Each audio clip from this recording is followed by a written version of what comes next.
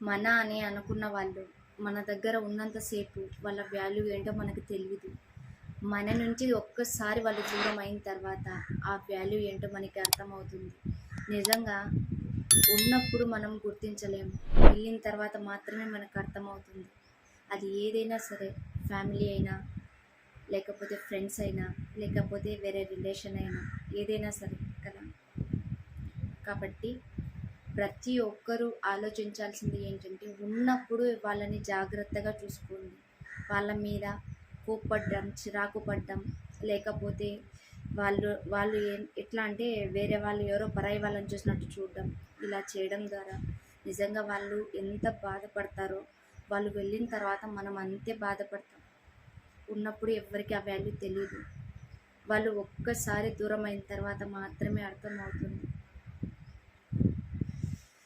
నిజంగా చాలా చాలా హట్టింగ్ అనిపిస్తుంది కొన్నిసార్లు, బట్ అయినా తప్పదు. సో మీరు కూడా అంతే. ఎవరైనా సరే వాళ్ళు వెళ్ళిపోయిన తర్వాత, శాశ్వతంగా వెళ్ళిపోయిన తర్వాత మీరు వాళ్ళ గురించి బాధపడడం కంటే, ఉన్నప్పుడు హ్యాపీగా ఉన్న దాంట్లోనే హ్యాపీగా వాళ్ళతో చిన్న చిన్న మూమెంట్స్ చాలు వాళ్ళు హ్యాపీనెస్గా ఫీల్ అవ్వడానికి. వాళ్ళు ఏదో కోట్లు కానీ, లేకపోతే వేరే వేరే ఏమో నాకు ఇవ్వాలి కావాలి అనేసి అడగరు. ఒకటి ప్రేమ, ఆప్యాయత, ఈ రెండు అనేది దగ్గర ఉన్నట్లయితే నిజంగా వాళ్ళు చాలా చాలా హ్యాపీగా ఫీల్ అవుతారు. వాళ్ళు వెళ్ళిపోయిన తర్వాత కూడా సంతోషంగా ఉంటారు. నాకు తెలిసింది ఇది, నేను ఫేస్ చేసేది కూడా ప్రజెంట్ అయితే ఇదే అన్నమాట. కాబట్టి మీరు కూడా తప్పకుండా ఇదైతే ఖచ్చితంగా ఆచరించండి.